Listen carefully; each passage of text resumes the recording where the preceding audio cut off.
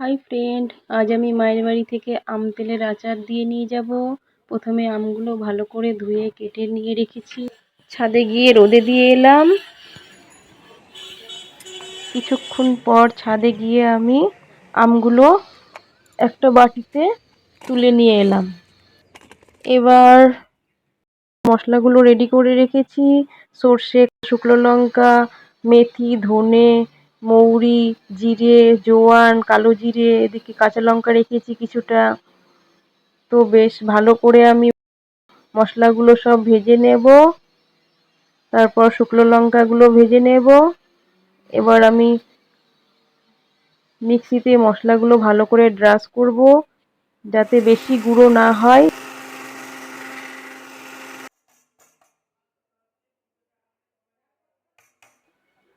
এবার আমি শুকনো লঙ্কাগুলো ভালো করে মিক্সিতে গুঁড়ো করে নেব।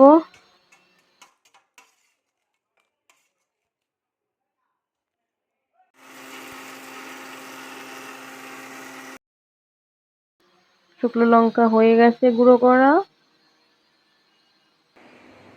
তো আলাদা পাত্রে সব এক একটা করে রেখে দেবো। এখানে রয়েছে সব মশলার গুঁড়ো। প্রথমে আমগুলো আমি একটা পাত্রে ঢেলে দিলাম। কাঁচা লঙ্কা কিছু কুচিয়ে রেখেছিলাম, সেগুলো দিয়ে দিলাম। শুকনো লঙ্কার গুঁড়ো যেটা গুঁড়ো করে রেখেছি সেটা দিয়ে দিলাম। দু রকমের লবণ রয়েছে, টাটা লবণ আর বিট লবণ, সেগুলো একটু আচারে মিশিয়ে দিলাম।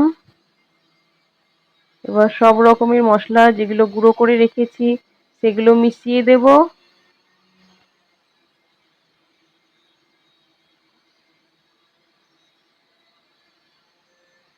পরিমাণ মতন হলুদ দিয়ে দেব। একটু কাশ্মীরি লঙ্কার গুঁড়ো, যাতে কালারটা একটু বেশ ভালো আসে, তার জন্য মিশিয়ে দিলাম। সামান্য পরিমাণে একটু তেল দিয়ে দিলাম। এবার ভালো করে নাড়াচাড়া করে আমের সঙ্গে মশলাগুলো মাখিয়ে নেব।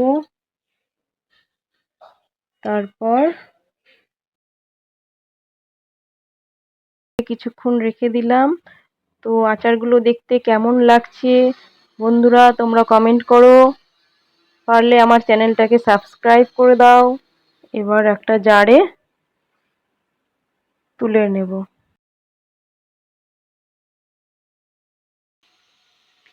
এবার আমাদের আচার তৈরি করা কমপ্লিট। আমি জারে তুলে নিয়েছি। আচারে তো ভিনেগার দাওনি তাই না?